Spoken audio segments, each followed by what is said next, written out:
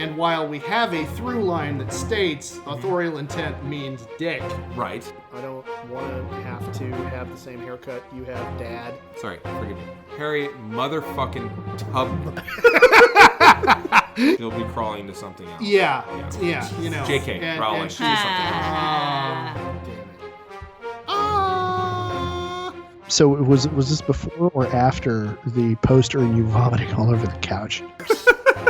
For those of you that can't see, Ed's eyes just crossed. That is fucked up. But it's not wrong.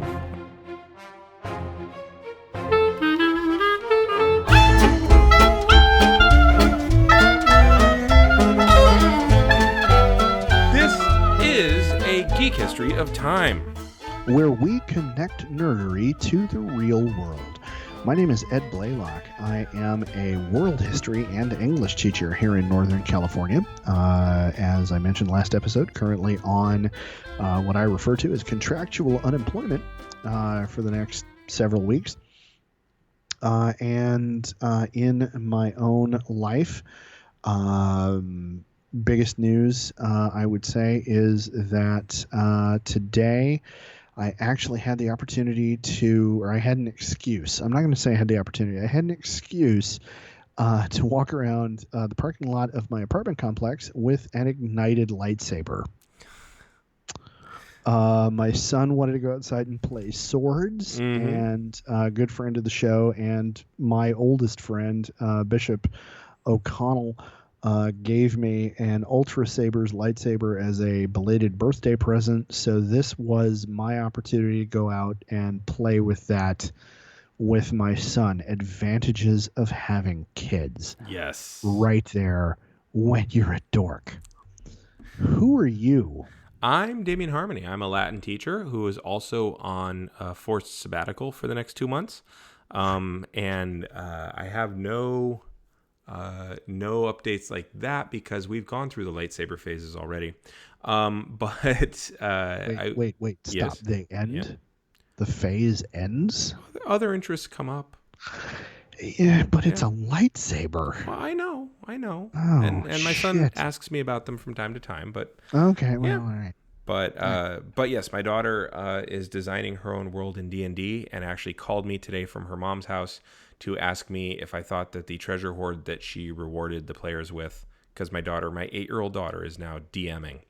But she called me to ask about the amount of magical items for second level characters in the hoard.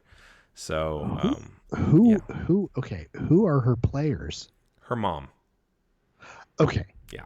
Okay. And her mom is, to her credit, doing as best a job as she can, not having grown up with D&D like you and I have.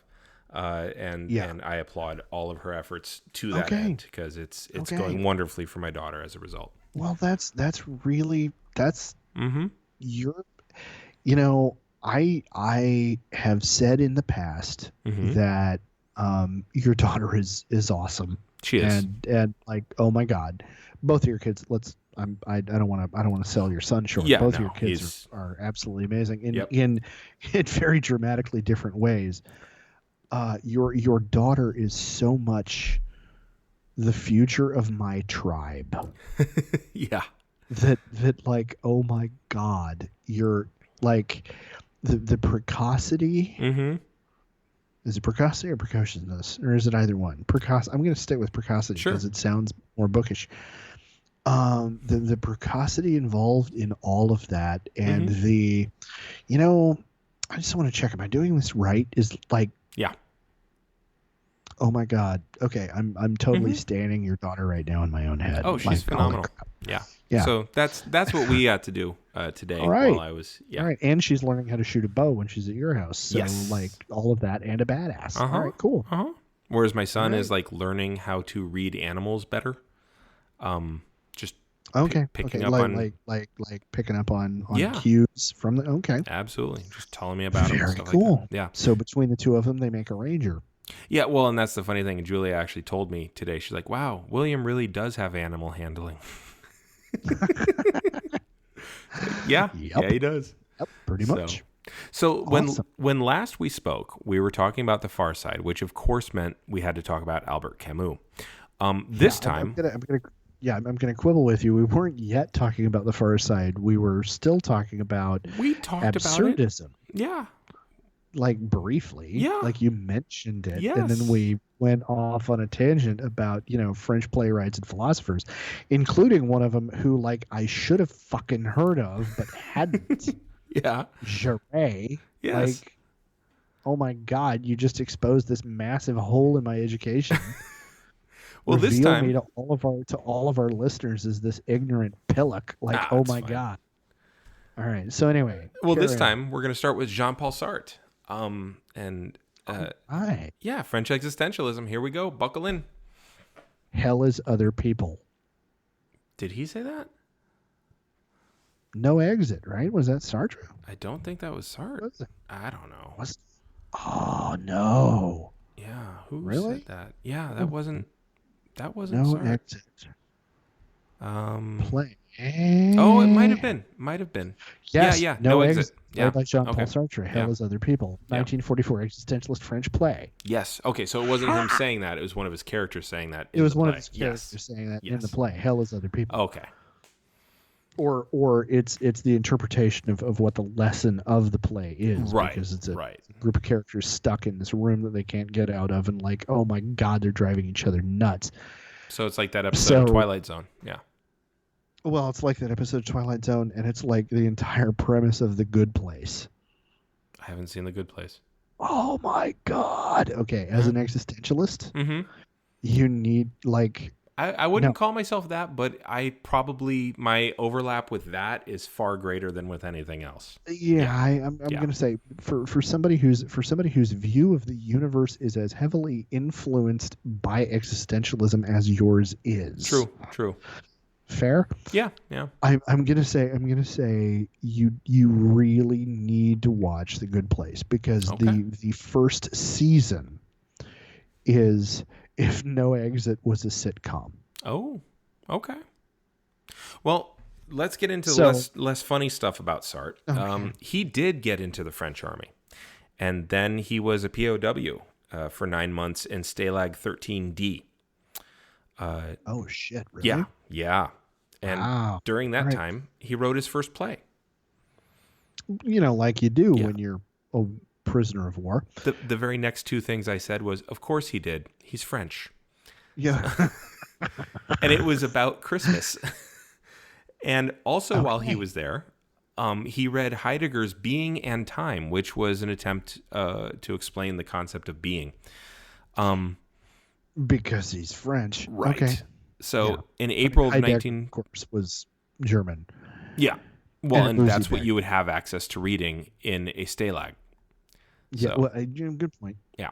So in April of 1941, he gets released from the Stalag due to bad health, and he came back to Paris. Which at that point, okay. Yep. Say the year again. 1941, April 41. So yes. 41. Okay. Yeah. Okay. So yeah, it was under occupation. Yes. So they were like, yeah, sure, you can go home. Whatever Right. the fuck. Don't You- care. we, All right. we don't have you on our books over here. You're going to be over there, someone else's command. So he becomes a teacher, and he replaces a Jewish teacher who'd been forbidden to teach because it's Vichy France. Lovely. He, along with other authors and some students, started the Socialism and Liberty Underground group. Because what else is a French playwright going to do in Vichy France? Smoke a lot of cigarettes. Yeah, that too. okay. Sartre was always quick to suggest assassinating French collaborators, way more than he was when it came to assassinating high command German invaders. Because the betrayal committed Exactly. by the Yep. All The right. complicity. I can see. Yeah. Yeah. No, I can see the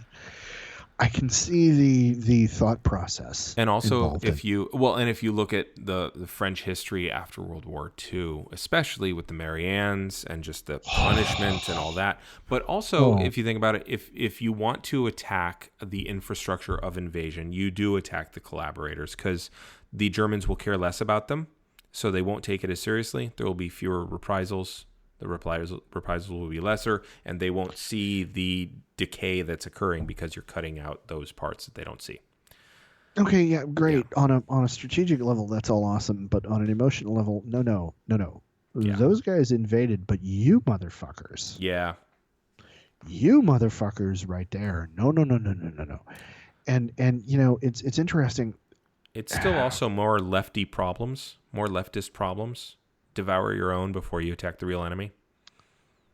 Well, There's a weird tendency I'm there. gonna, well, yeah, I, Lord knows we've talked about that enough, but I'm gonna quibble a little bit on that. In that, I think they qualify as the real enemy too. Like Yes. if it was one group of the Free French attacking another group of the Free French, then yeah, I'm totally down with that analogy. But this is no, we're the Free French and we're attacking the motherfuckers who literally sold us out to the Germans. Yeah, there's that. But there's Or, also multiple ways to resist. Some people can only resist by breaking all the pencils. Other people can resist by, clipping wires, but keeping a front. So, I mean, there's... Yeah, no, but I it's get also that, France. There is a long history of people attacking people in the face of an invasion. Oh yeah, That's kind of their thing. Yeah, well, and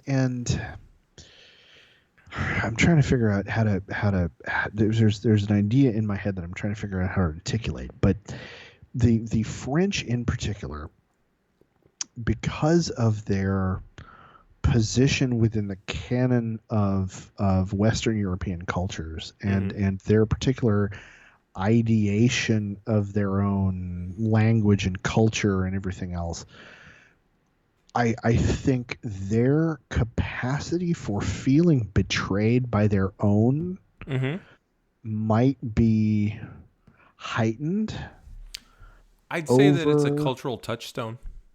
Yeah.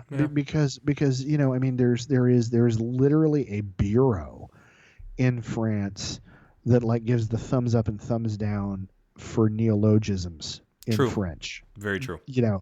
And so their language is this sacrosanct important thing, and French culture and French music and all of this stuff, and like it was a huge big deal for the students in, I want to say 68, when they were rioting in France, when they were picking up cobblestones and throwing them at police. Yep.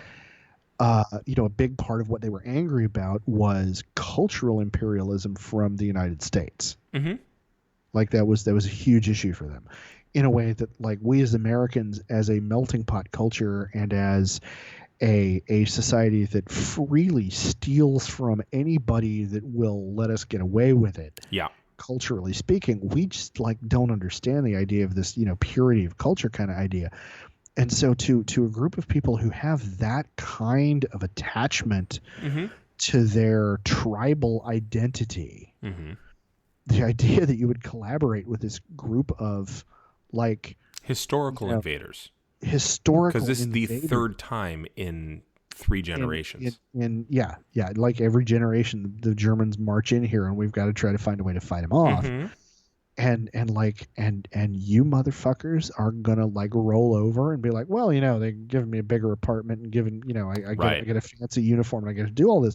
Like for anybody in that society who isn't a collaborator, the level of primal fury, like the identitarian. I mean, there is a very particularly French kind of aspect of identity that I can totally see being part of.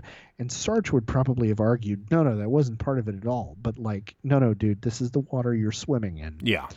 As we say all the time. And like part of his, wanting to hit those guys first had to have been influenced by that. Yeah, I don't doubt that at all. Now, eventually, this underground group dissolves, and he goes back to being a writer, thinking that he's going to have a more lasting impact than as a resistance fighter. He wrote Being in Nothingness at this time, and I dare you to go ahead and read it. It is important, and it's also 600-plus pages long, and it is dense as shit. It's good Lord. Yeah, you thought Melville was tough. Yeah, Melville was just boring. Yeah. No. Being another, Melville is tough to get through just because it's time consuming and there are so many fucking words. Yes. This has the disadvantage of having so many fucking words, also having been in another language, also being a rich treatise on a new philosophical concept. You can't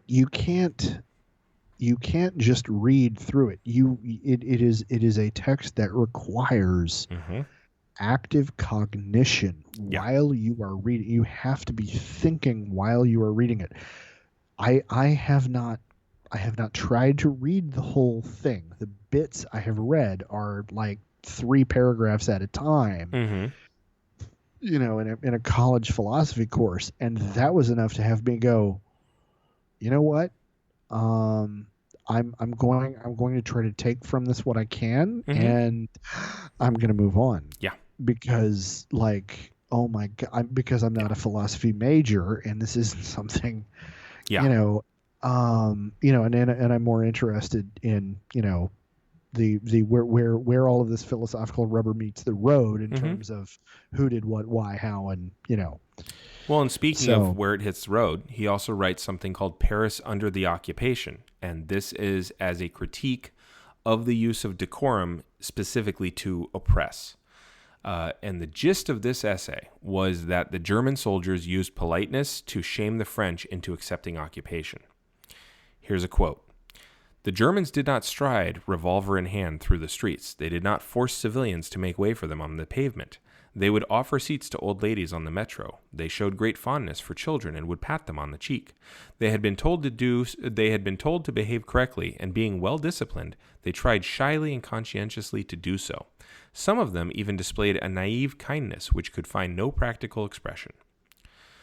And so that's his quote about what was going on there. And because so many Germans had learned French, when they would ask Parisians in their German accented halting French, the Parisians would help them out of embarrassment because they didn't want to be impolite.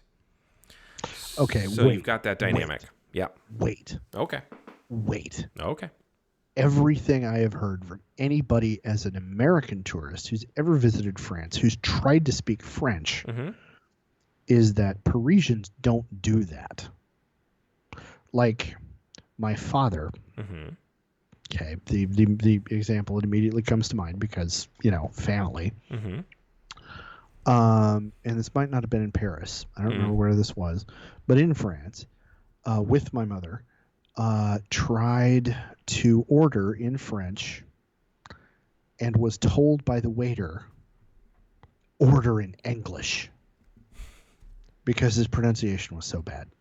Well, your father wasn't part of an occupying force. Yeah. So what I'm going to say is I get what it is that Sartre's trying to say, but he's wrong when he says that they weren't marching revolver in hand. He's making a point about they didn't have guns in their hands, but they had fucking guns. They did. And I'm going to go to Heinlein now. An armed society is a polite society. The Germans were the ones with all the guns. So they were forcing everybody to be polite to them, because if you weren't, there was a chance they were going to show up and they were going to shoot you in the fucking head. Well, that threat doesn't necessarily have to be spoken for it to be understood, and you can then use that push toward decorum. And keep in mind, this was the 1940s. Different generation, but you can use that decorum then to continue to push your agenda, which is what he's pointing out. Sartre said that the decorum, the correctness of the Germans trying to be polite to those that they occupied under the explicit threat of violence, blossomed a moral corruption in many Parisians who used the Germans' decorum as an excuse to remain passive, which is ultimately being complicit. He did address my concern. Yeah. So what we're saying here is this is tone policing with literal guns. Yes. Okay. Simply trying to live day-to-day existence without challenging that decorum and being rude to the men with guns, that actually helped the occupation entrench further, and that occupation aided the new order in Europe, which was fascism. And it used French passivity and complicity of ordinary people as the lubrication that kept fascism humming along. So in the same way Mm-hmm. that you if you weren't actively doing something against the occupation, you were for it, Yes. is essentially the same as Yes. what we are now seeing in our own Mm-hmm. society here in the United States in 2020, which is if you are not actively anti-racist, then you are racist. Yes. Okay. And with this reality, there were over 32,000 informers living in Paris alone. Intellectuals could no longer discuss at cafes like they once had, and friends would often disappear. Okay. Mm-hmm. 32,000 informers in Paris. Mm-hmm. What was the population of Paris at the time? In the millions. Okay. Yeah. So that's 2% of the population. I'm not. I mean, I'll kind of I'm like not that spitballing. good with percentages, but yeah, but a couple of percent. potentially. Okay. Yes, yeah. Which and I'm not saying that to try to downplay anything. I'm just trying to get an idea of the scale of the issue. Okay. Yeah. 30. Okay, wait. Yeah. 32,000 Mm-hmm. that show up somewhere on a because I mean the Germans were.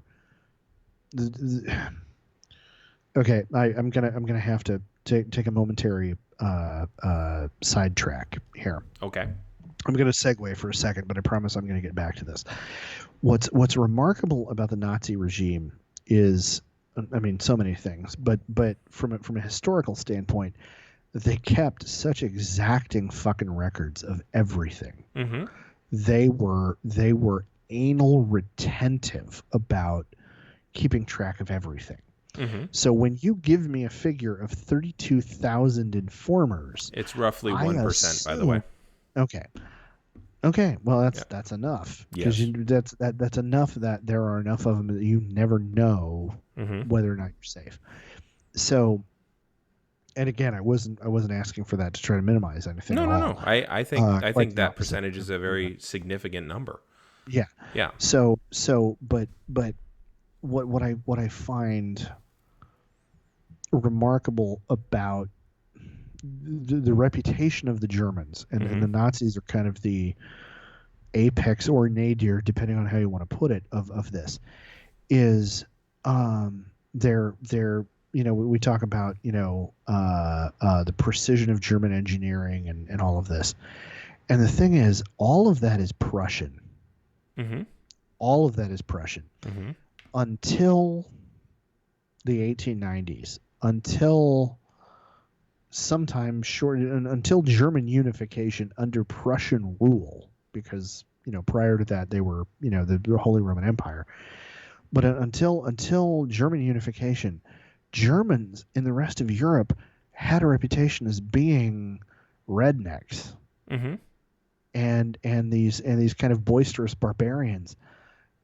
Ask anybody in the rest of Europe about Bavarians as opposed to Prussians, and they're going to know what you're talking about. And Prussians are going to be the ones that have a stick up their ass, and Bavarians are the ones that they make really great beer, but Jesus Christ, don't let them drink too much of it, because holy shit, And in the early modern period, especially, Germans were the rednecks of fucking Europe. So I find it remarkable that when you tell me, we know there were 32,000, I'm sure there's rounding involved, but when we know there were 32,000 informers in Paris alone, it's because a bunch of fucking Prussians were keeping exacting records about who it was that they had working for them. Yes. Which meant there were a whole lot of people after the war who at best were unemployed and at worst went the fuck away. Yeah. So here's a quote. He says, one day you might phone a friend and the phone would ring for a long time in an empty flat. You would go round and ring the doorbell, but no one would answer. If the concierge forced the door, you would find two chairs standing close together in the hall with German cigarettes on the floor between the legs. If the wife or mother of the man who had vanished had been present at his arrest, she would tell you that he had been taken away by very polite Germans, like those who asked their way in the street. And when she went to ask what had happened to them at the offices in the Avenue Foch or the Rue des Soissons, French place, she would be politely received and sent away with comforting words. Number 11 Rue des Soissons, that street, was the headquarters of the Gestapo in Paris. Okay. Now, Camus had once said of Sartre that he was a writer who resisted, not a resistor who wrote. Okay. Sartre was, in many ways, the banner bearer for existentialism, as we've said. In it, he stated that man no longer has inherent meaning.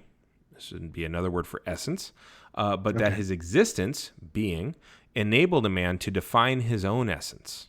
And he was what I call a stern optimist, thinking that people spent too much time and energy coming up with excuses for why they don't act. And if you look at occupied France, that's how he's broken it down. He breaks life down like this. Life is a struggle to give oneself meaning. But meaning itself is man-made. So in order to make one's life meaningful, one must act as though they are legislating for all of humanity. He said, in fashioning myself, I fashion man. Okay, so this gets down to the very basic philosophical question, because you just tagged it basically. Yes. Existence versus essence. Does essence preclude existence, or does existence preclude essence? Precede, not preclude, but yes. Precede. Yes. Okay. Sorry. I'm 2 beers in. So precede. Which comes first, chicken or the egg? He says existence. He says existence. Yes. Aquinas, of course, would say essence. Any deist would probably say essence. Right.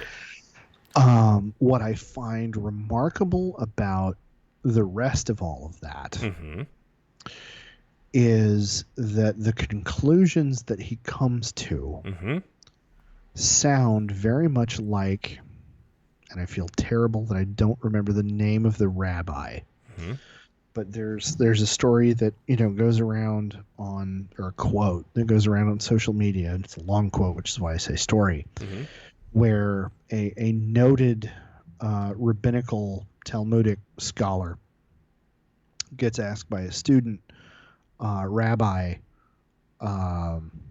what is the purpose of an atheist? Okay, so this is presumably a devout Jew asking his teacher, right? Somebody who doesn't believe in God, what is the purpose of this? And the answer is wonderful, and I've taken it, I've incorporated it into my own outlook on the world, my own spirituality. The answer of the rabbi is an atheist does not do the right thing because he believes God expects him to. He does it because it is the right thing. God has put us, all of us, in the world to do the right thing. So when you see a situation where something needs to be done, don't merely pray. Think, if there was not a God for me to pray to, what would I do? And then do that, because that's what God wants you to do. Yeah. And so, I mean, coming from obviously like almost opposite ends of the spectrum in spirituality wise, yeah. In spirituality, I find it remarkable and kind of faith in humanity restoring that Sartre came to that kind of conclusion that no, the right thing is the fucking right thing. And everything you're telling yourself that is an excuse not to do the fucking right thing is a failure on your part. And of course, you need to own that. And you need to own that. Yes. And of course he didn't believe in any kind of idea of sin or the soul or anything like that, but it was still no. you have a choice to do the right thing or not do the right thing. So you're saying that And a the answer person is still do the right goddamn thing. So you're saying that a person living on an occupation of a fascist regime is going to come to the same conclusion, whether or not there's a spiritual component to it? Seems to be. From my own point of view, I'm Yeah. going to say they fucking should. Yeah. Well, I mean, and Yeah. that's the illustration of those two stories. Now, after the break, we're going to get into the nuts and bolts of why he thinks what he thinks. But I would just point out that just like with Camus, he comes up to 3 parts to this struggle. They're just going to be called different things, and they're going to take on different aspects. But that's coming up after the break. So here we're going to go to commercial.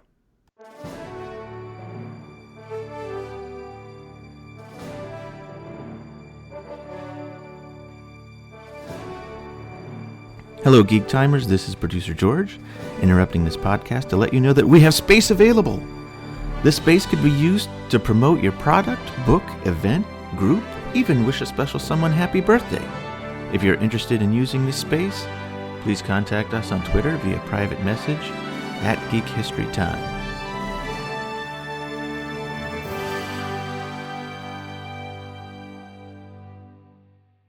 All right, now we're back from the break. So when we left off, I was going to break down the 3 parts to the struggle under Sartre. The first one is abandonment. And actually, come to think of it, I think I put them in alphabetical order. But abandonment, you are alone in your choice. You do not, as a Marxist, want to claim or to get to fall, or you don't want, let me put it this way. As Marxists want to claim, you do not get to fall back on history to guide your choice. You don't get to say morality is history. You do not get to claim that. You also do not, as religious folks will claim, get to fall back on religion to guide your choice. You do not, as a humanist might claim, have a particular nature, be it cowardice or courage, for or against any of your choices. You are making a choice, so you have to own it. Okay. Abandonment ultimately leads us to anguish. And this is where he and Camus kind of have some overlap. He says that anguish is that moment when you realize that you are not just making the choice for yourself, but for all of humanity. And this will lead you to realizing the gravity of your decision as it relates to other people's liberty. Anguish leads to despair. Your choices will make humanity. And every single choice worth making will do this. And as such, your choice will have consequences. And those consequences will absolutely matter to other people. And that's what we have to do. And if you accept all of these 3 things, you will truly be free, according to Sartre. Man. Yeah. Stern that's optimism. Metal. It is. That is fucking metal. And like you said... Punk rock time, dude. Yeah. And like you said, I think in the last episode, it makes it sound like Debbie Downer stuff. But actually, Sartre saw this as the most wonderful thing. Now, the reason why is because, like I said, he's a stern optimist.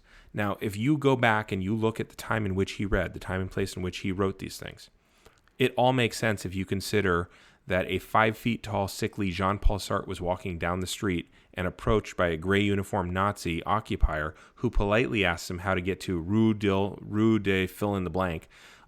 You are all alone. If you're polite and you're correct, of course you help him. But in so doing, you are literally helping fascism.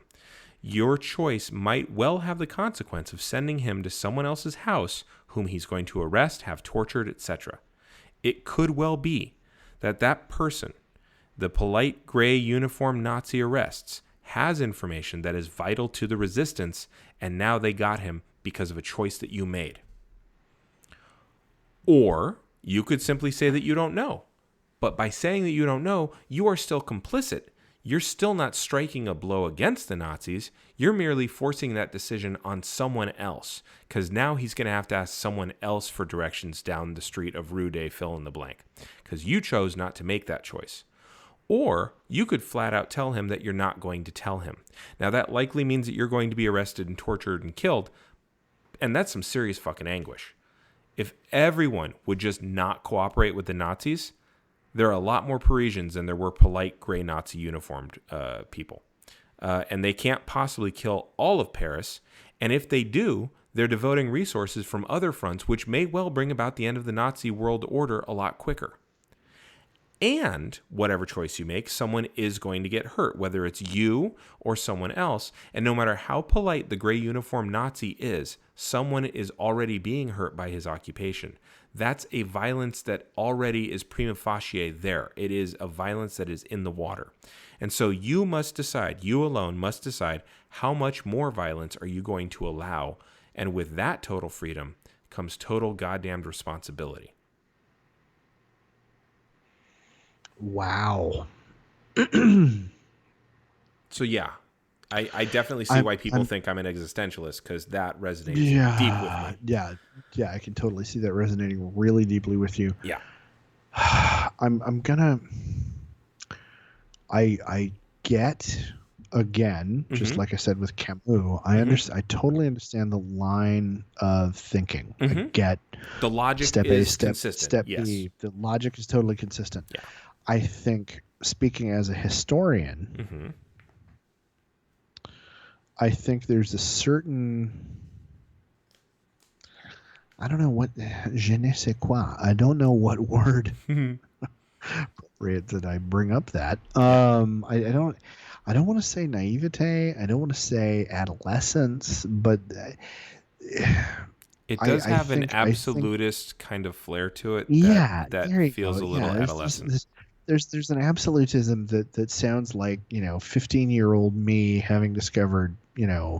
Well, I just wouldn't cooperate. It's like I just wouldn't cooperate. Like right. the kids. Like I know I vented to you about this. Oh yeah.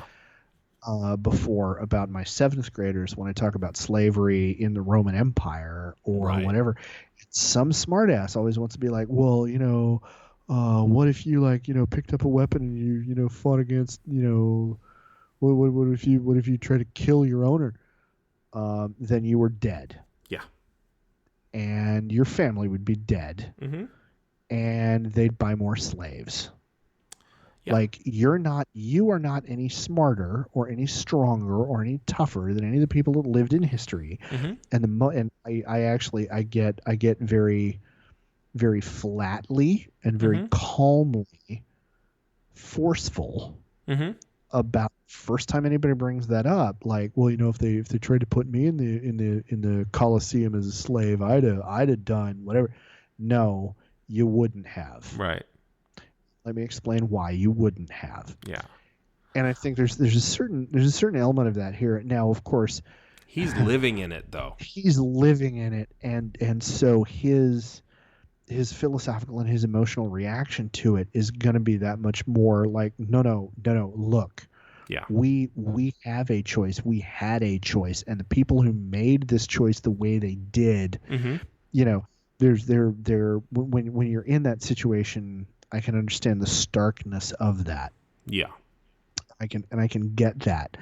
But with the privilege of hindsight and the big picture. Camus also said, again, he was a writer who resisted, not a resistor who wrote. Like, yeah.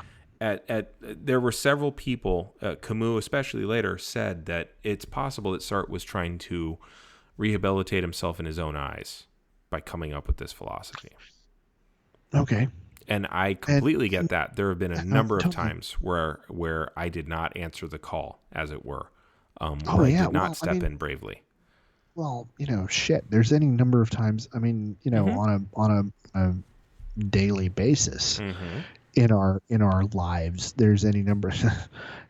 Speaking as a Catholic, like this is part and parcel of the theology. Is there's going to be all of these times that you fall short of the mark. Yeah, like we're human. That's like what happens, and I can totally understand wanting, in retrospect, to be like, no, look, man, we had a choice. We collectively, each of us individually had a choice. And the anger at everybody else and the anger at yourself motivating that kind of philosophical development, evolution, totally makes perfect sense. With that being said, I think the number of gray-clad Germans there were in Paris probably could have killed maybe not all of the Parisians, but a shit ton of them without... Could have, but I don't think would have. I do think, because you had the commander who was in Paris who refused the order to destroy Paris on their way out. Granted. You had a lot of Francophiles who were German soldiers. There's layers to that. Now, if you put together these two philosophies, Camus and Sartre, you'll see that there's this weird gleeful nihilism that comes about. And then let's add to that atomic bombs. Because in France, post-occupation, post-war, they were right next door to an ideological and well-armed battleground between the United States and the Soviet Union. By 1949, both had atomic weapons, and both were willing to blow up the world to make sure that they kept the world safe from the other one blowing up the world. And France and England and everyone, but especially France, would all cease to exist entirely, specifically because of a conflict that had everything to do with them and at once had nothing to do with them. They literally had no power to actually decide their own fate post-occupation. So, absurdism, you say. Yes. So Sartre's existentialism is still liberating, and you could still get killed even while being liberated. And Camus' absurdity was still liberating, and it could still easily lead to your annihilation. And yes. Well, absurdity was the word for what the fucking world looked like if you were French during this time period. Like, it's a bad, sick, ugly, dark joke. Yeah. Like... And you can do nothing about it, so you might as well... So you might as well laugh. So... Always look on the bright side of life. Yeah. Okay, so sorry. There are plenty of theater of the absurd playwrights, but my favorite is Eugene Ionesco, and so I'm going to focus on him. He was a Romanian-French playwright who lived out most of the war in France despite growing up in Romania. The first play that he wrote was The Bald Soprano, which is kind of he's most well known for that. Some people who like to sound smart, they'll say it's The Rhinoceros, but it's totally The Bald Soprano. He was inspired by his own efforts to learn English by assimilation. Now, this way of thinking is that you learn to repeat phrases over and over and over again, and eventually you'll get to learn the language. But he's going through and he's thinking, I'm not actually learning English. I'm just learning how to use the words in a very contrived set of circumstances. Now, the best part to him was that he was actually learning to state truths that are unarguable. The ceiling is up. There are 7 days in a week. So to him, what strikes him is that these things were so per se true. How much more was actually like this in language, in interactions? So language then becomes a series of meaningless sounds, which it is, it's arbitrary sounds, to which we attached meanings by way of agreed upon truisms, and none of it makes any goddamn sense. So you thought Plato's cave was fucked? Imagine the talk balloons of the shadows in that allegory. And you're starting to scratch the surface of...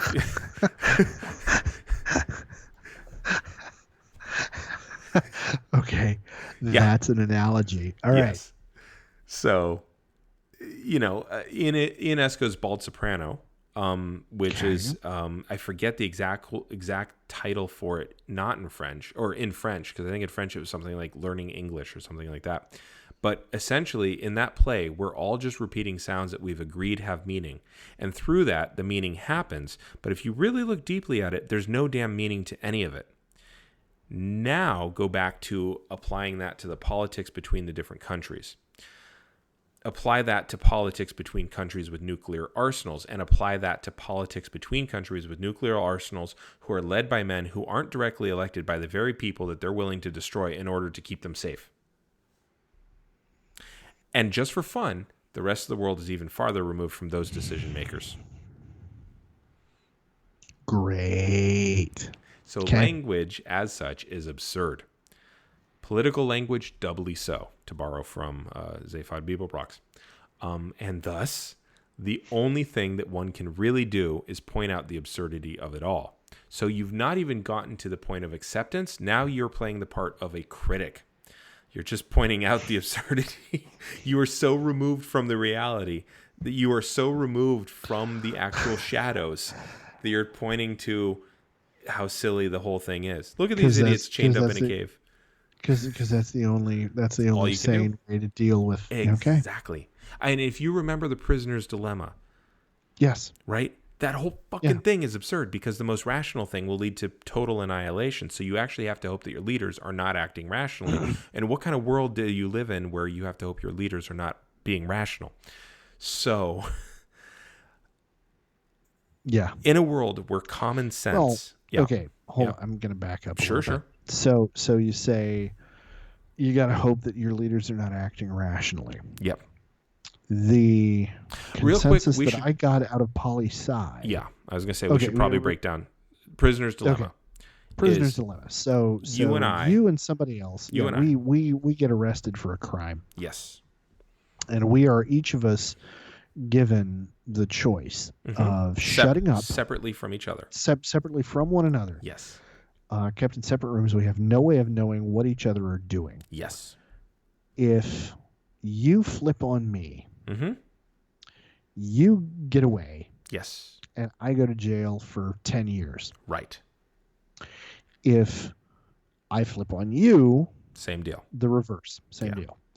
If neither of us says a word, we both go free now. We each well, it's time served. On the version of the game, we get time served. We get something. Yeah. There is a cost to shutting up. Yes. Now you are coming from. Well, hang on. Let's look at that a little more. So if I flip on you and you don't, then I get a reward and you get all the punishment. Oh, right. Okay. And vice versa. If we both flip, we both go away. Yes. If neither of us flips, there's a negative consequence, but we get time served. Yeah. If only one of us flips, and so there's an actual reward. Best individual outcome for each of us is I flip and you don't. Now here's the thing. From what you just said. Yes. Your statement about hoping that our leaders are not rational is based on the idea that we hope our leaders are not rational because obviously the best outcome is I rat on you, I stab you back, and I get away scot-free and you face all the consequences. Yes. But that's also the most rational course for me. And if we're both acting rationally, we're both fucked. Yeah. You die, the girl dies, everybody dies. Classic lines. But the thing is that depends on how there is an information gap. I don't know if gap is the right word. I think that's the right word because computer language. Modeling. Yeah. Okay. If because there is a rational reason not to flip, which is the computer models, the black box, not really AIs, but game computers that they've done to run this, have figured out the best thing to do if you're doing an iteration or you're doing a series of tests is cooperate until the other guy says fuck you, and then get him first. Fuck him over after that. And so everybody has a vested interest in everybody cooperating with everybody else, as long as we're talking about a long-term game as opposed to a one-time interaction. Now, I'm going to call a little bit of that out.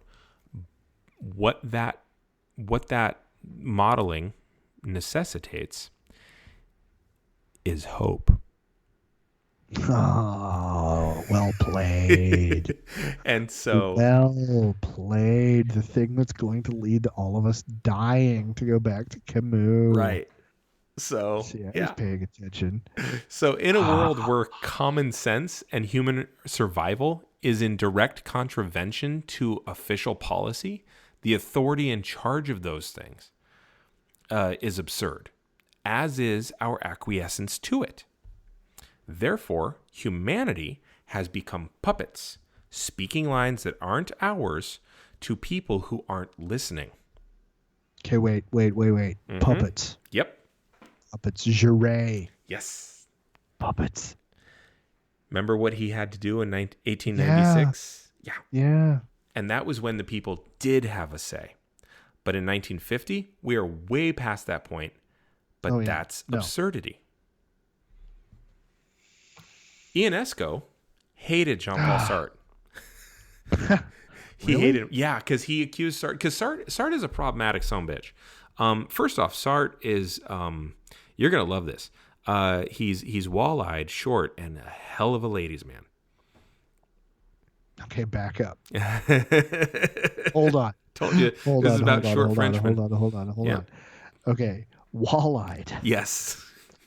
Okay, I'm gonna say, so, and I'm gonna have to segue again because this is the only way to get around to this. So Mrs. Blaylock and I met online. Mm-hmm. Okay. And I'm 5'6". Mm-hmm. Okay. Depending on my shoes, half an inch taller, half an inch shorter, but call it 5'6". Sure. Which, solidly, I'm a short dude. Mm-hmm.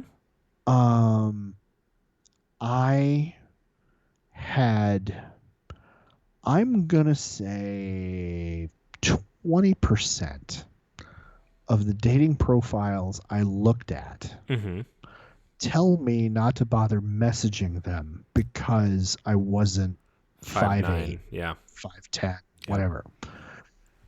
That's just being short. Yeah. Wall-eyed implies a whole other level of disadvantage. Yes. In the mating game. So you're saying that there's such a thing called height privilege? No, I'm not going to go that far, but I'm gonna say I would say that. Okay, yeah, cool. Because being 6 feet tall, I'm always just above their don't bother me unless. Yeah. Okay. All right. That makes sense. But like my personality still fucks me out the door. I mean, like we said in the last episode, there are systemic issues involved, but mistakes were made. Yes, mistakes continue to be made, as but so what this proves is that being how tall again? Under 5 feet? He was 5 foot even. Yeah. 5. Okay, 5 even. Yeah. Okay, $5 even. So 5 foot even and wall-eyed means he had to play a hell of a game. And he did. Like pick up like the PUA guys on Reddit all need to pack it up and go fucking home. Yeah. Because whatever it is they're trying to do, no. Yeah. Sartre figured it out 60 years beforehand, and whatever he was doing, that's what you need to do. Oh yeah. Because if you overcome that. Well, one of his partners was Simone de Beauvoir. Yes. Yeah. Okay. So. Yeah. Well, but yes. Intellectual right. But yeah. So. And okay. So now there's also the issue that we're talking about a generational thing where what to them was just the way everybody is comes across to us as being demonically sexist. Yeah. So there's all of that. Yeah. So Sartre Ionesco rather accused Sartre of loving communism, which he did, while ignoring what the USSR and the PRC was doing to different peoples. He in fact wrote the play Rhinoceros specifically as a critique of men like Sartre who were blindly loyal to a brand and ignoring what that brand was actually representing. which makes sense when you think about the fact that Ionesco was Romanian and French. He saw the awful impact of fascism on his people in both places, and later he saw the awful impact of Stalinism and Soviet communism on his people in Romania. Now, okay, so question. Sure. Ionescu and Sartre were contemporaries. They lived at the same time. Mm-hmm. As did Camus. Okay. And so I'm going to go out on a limb here. Mm-hmm. And I'm going to say that if Sartre ever responded to Ionescu, he was going to say, well, what the Soviet Union is doing isn't really communism as it should be. I think Sartre would have been more like you're playing into the Western imperialistic dogma, that kind of thing. Oh, okay. Because Sartre was closer to Marxism than was Camus. Okay. Yeah. But here's what Ionesco said of Camus and Sartre.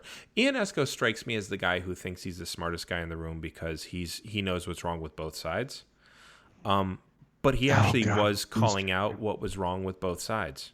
So, okay. Yeah. All right. So here's what he says of Camus and Sartre. He says, I have the feeling that these writers, who are serious and important, were talking about absurdity and death, but that they never really lived these themes, that they did not feel them within themselves as an almost irrational, visceral way, that all this was not deeply inscribed in their language. With them, it was still rhetoric, eloquence. So Ionesco is clearly focused on language and its use, and it's like each man took the baton a little farther in the relay, but then turned around and scorned the other ones who were behind him for not carrying it further. Okay. Which is French leftism. French leftism, just kind of leftism. Okay. Yeah. But all right, so French leftism. There's no coincidence as to the rise of technocracy in Europe either. And the increased computerization of the world, beginning in the 1950s. It had already started to hurt humanity during the Holocaust, with IBM's computer cards helping that along. So, as I said before, it's the 1950s. Gary Larson is born. Absurdist theater is coming to the fore half a world away. Martin Esslin, the man who would coin the term theater of the absurd, would write this in 1955. So Gary Larson's 5 years old when this is in the intellectual troposphere. The theater of the absurd attacks the comfortable certainties of religious or political orthodoxy. It aims to shock its audience out of complacency to bring it face to face with the harsh facts of the human situation as the writers see it, or as these writers see it. But the challenge behind this message is anything but one of despair. It is a challenge to accept the human condition as it is, in all its mystery and absurdity, and to bear it with dignity, nobly, responsibly. Precisely because there are no easy solutions to the mysteries of existence, because ultimately man is alone in a meaningless world. The shedding of easy solutions, of comforting illusions, may be painful, but it leaves behind it a sense of freedom and relief. And that is why, in the last resort, the theater of the absurd does not provoke tears of despair, but the laughter of liberation. You know, there's a certain level of stoicism. Like I'm getting a Marcus Aurelius vibe. Empiricism. I'm saying empiricism. Yeah, I think this is more empiricism than it is Marcus Aurelius, quite honestly. I think this is you're born, you're going to die. These are given facts. Now what are you doing with it? And by the way, rationality won't save you. And that's why I think it's empiricism more than stoicism. Okay. All right. Okay. Political action will not save you, but you can die as authentically as you can. Now it's not just theater that's pulling away from politics, by the way. If you look at abstract expressionism, Jackson Pollock in the 50s, it becomes the only real acceptable form of expression in the art world. Everything else is just too politically charged. And at this point, I would point out that this is true largely for mainstream culture as well, because there is a whole lot of people all throughout the world actually fighting for their own liberation. Absurd as many of them may find that, their struggle itself is a valuable one and deserves note. In the United States, the civil rights movement is being led by Black Americans who have just watched our country fight to end fascism, but still allowed its abuses at home. Most of Africa is on the path toward its own liberation from the former empires, as is most of Asia. But The fact that America, the great arsenal of democracy with a capital D, previously carved away from an empire, was now propping up these fascist dictatorships, was fighting fascism one minute and then giving it money in the next minute, that's pretty goddamned absurd. So by the time Gary Larson is in the world, that's what's going on in art. Okay. Now, as a boy, Gary Larson read Mad Magazine, which had its own little spin on irreverent absurdism. It was one of the very few periodicals which still was allowed to satirize what society was doing, specifically because it was ghettoized in the kids section, as we've said a number of times. Yeah. Mad Magazine was considered doggerel, but because it was marketed towards children and young adults. Thus, it is satire. It's satire, it's subversion, it's of convention, all flew under the radar, especially when it turned into a magazine. And I'm going to end this episode with a couple quotes about Mad Magazine, and then we'll stop there. And I promise the next episode we'll actually talk about Gary Larson a lot more. So in the New York Times in 1977, here's what they said. The skeptical generation of kids that Mad Magazine, shaped in the 1950s is the same generation that, in the 1960s, opposed a war and didn't feel bad when the United States lost for the first time, and in the 1970s, helped to turn out an administration and didn't feel bad about that either. It was magical. Objective proof to kids that they weren't alone, that in New York City on Lafayette Street, if nowhere else, there were people who knew that there was something wrong, phony and funny about a world of bomb shelters, brinksmanship, and toothpaste smiles. Mad's consciousness of itself as trash, as a comic book, as the enemy of parents and teachers, even as money-making enterprise, thrilled the kids. In 1955, such consciousness was possibly nowhere else to be found. You know who Tom Hayden was, right? Yes. Okay. Political activist of the 1960s, later on a politician. Yeah. He said, quote, "My own radical journey began with Mad Magazine." And that's what he's reading. And again, it's going over people's heads, but he's reading it at the age of 8 and 9. Guess what I was reading at the age of 8 and 9? Mad Magazine. Star Wars books. Oh, okay. No, Mad Magazine and The Far Side. Okay. Another literary luminary had this to say about Mad. Quote, by now they knew that the nuclear survival pamphlets had lied. Rod Serling knew a lot more than President Eisenhower. There were even jokes about the atom bomb in Mad, a gallows humor commenting on its own ghastliness. By not fitting in, a joke momentarily interrupted the world. But after the joke, you recognized it was a joke, and you went back to the integral world that the joke broke. But what if it never came back again, and the little gap stayed there and became everything? And finally, quote, "For the smarter kids of two generations, Mad was a revelation. It was the first to tell us that the toys we're being sold were garbage, our teachers were phonies, our leaders were fools, our religious counselors were hypocrites, and even our parents were lying to us about damn near everything." And that's what Gary Larson is reading as a kid, and that's what he's watching. That's, what he's watching is anybody's guess, but he would have had access to plenty of Westerns, some family sitcoms, The Twilight Zone, and a few other things. When he was 12, Gary Larson lived through the 13 days in October that brought the United States and the rest of the world, by extension, closer to nuclear holocaust than ever before. By the time he was 13, JFK was shot on TV, and so was his killer days later. There were air raid drills on the regular, as well as duck and cover drills. Movies about mutation, the impact of radiation, as well as all manner of horror monsters. You have all that stirring around, and add to it his older brother scaring Gary regularly. He thoroughly grew up in an existentially terrifying and ultimately absurd times. And that's where I think I want to leave it for this episode. So you've got all of this. You've got Camus' absurdism leading to existentialism, leading to theater of the absurd, where you go from accepting that there's no hope to living that there's no hope and making a moral choice to it doesn't matter what choice you make, you're going to die based on a decision made by someone else who's trying to save you. And that's what he's growing up in. And then he's reading Mad Magazine, which is sending up on that all the time. Okay. So, all right. I'm gonna That's a hell of a foundation. Okay. Yeah, I'm going to end this time by well, actually, I'm gonna start with an age-old question. So far, what have you gleaned?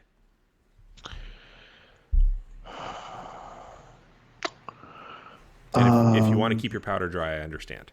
But No, I at this point in the conversation, I think the underlying themes that I'm kind of taken away from this are number one, just because it's immediately in my brain, nobody ever takes cartoon media seriously. Like nobody in the West ever takes cartoon media seriously, no matter how often it gets proven to be like a legitimate art form and like a carrier wave for messages. Mad Magazine, comic books, all of it are like, yeah, well, it is kid stuff, right? And it winds up being, partly because it's liberated by that from having to be taken seriously. It's able to get away with doing shit. But on top of that, it winds up being a more powerful medium than anybody gives it credit for. I would definitely agree to that. Yeah, that makes a lot of sense. And then, beyond that, the universality. I mean, Camus, Ionescu, and Sartre all come down to this idea of choice. There is this incredible emphasis on, no. You're making a decision.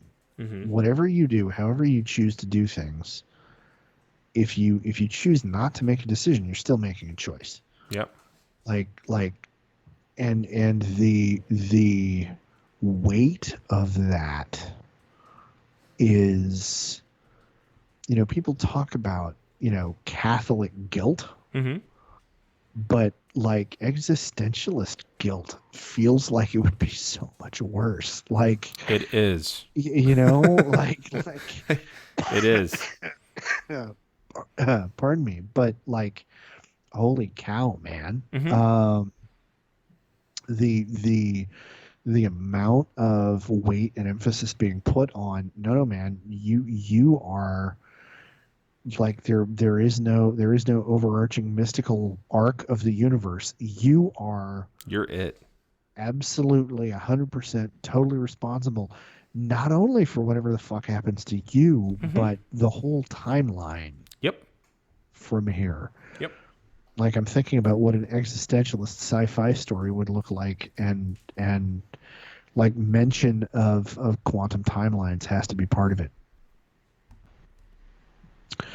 So, I mean, if you are not only responsible for the consequences to yourself, but to anybody else affected by your decision, then that is some, anguish-ridden really serious shit. Well, yeah, that's like, oh my God, I'm completely blanking on the science fiction writer's name, but do androids dream of electric sheep? Asimov? No. My brain wants to say Harlan Ellison, but I know I'm completely wrong.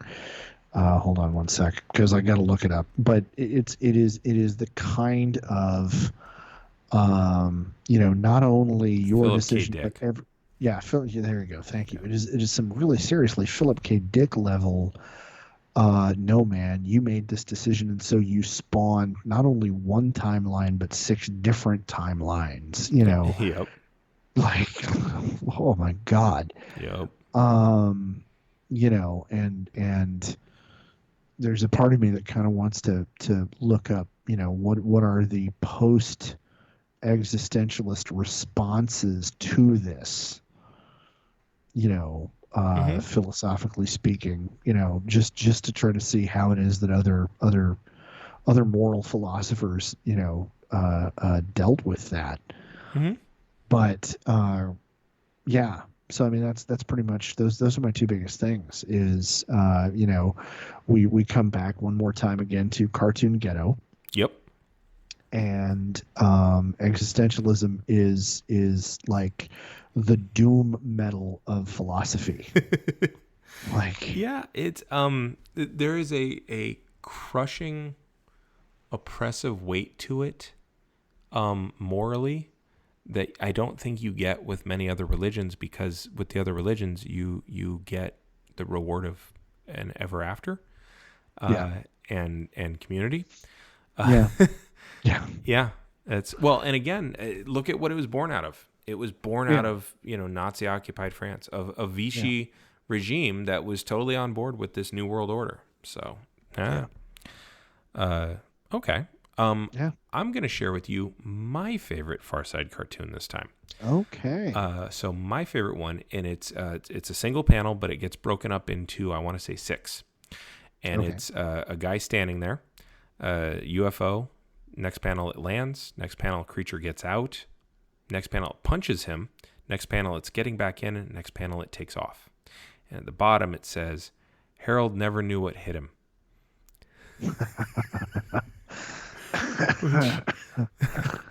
It doesn't get more beautiful than that to me. That's pretty Ionescu. Yeah, it really is.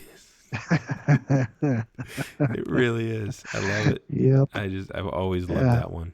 I do like that. That's good. So, alrighty. So, where can people find you to send you their favorite existential Far Side cartoon?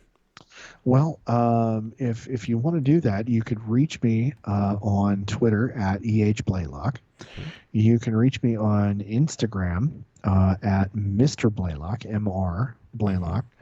And now, still haven't posted anything other than my one short little video, but if you want to find me on TikTok, you can also find me in the same place, Mr. Blaylock. How about you? You can find me at Da Harmony. That's 2 H's in the middle, on both the Twitter and the Instagram. You can also find me every Sunday night on twitch.tv/Calling It in the Ring with Johnny Taylor, where we look at various wrestling matches and we discuss the kind of the history and the artistry behind it, as well as its impact on the industry. And every Tuesday night, you can find me on twitch.tv/Capital Puns with Daniel Humbarger and Mark Berg, as we sling dad jokes back and forth, a la 8 Mile. So it's basically a roast battle with puns. It's a lot of fun. And then, since you bring up dad jokes, are any of the other participants, I mean, of the ones you name, because you have guests on, but of the core group? No, I'm the only dad. You're the I just wanted to check that. Yeah. Okay. The others are in a perpetual state of arrested development. So, in other words, they're comedians. But and then if I don't think this will come out in time, sadly, but if this does come out in time, August 2nd, I will be on the UK Pun Off again. So over across the pond. So you'll be doing the same thing with people who speak a different dialect of our language. Yeah, but they actually let you prepare ahead of time, whereas ours is much more spontaneous. It's kind of fun. Yeah. Oh, okay. Yeah. So I get my really long form puns in there. So it's a lot of fun. So yeah. So what you're saying is you're doing your darndest to tarnish our international reputation that much more. To the best of my ability. Absolutely. Okay. Yeah. Because Lord. All right. So, for Geek History of Time, I'm Damian Harmony. And I'm Ed Blaylock. And until next time, keep rolling 20s. Bummer of a birthmark, Hal.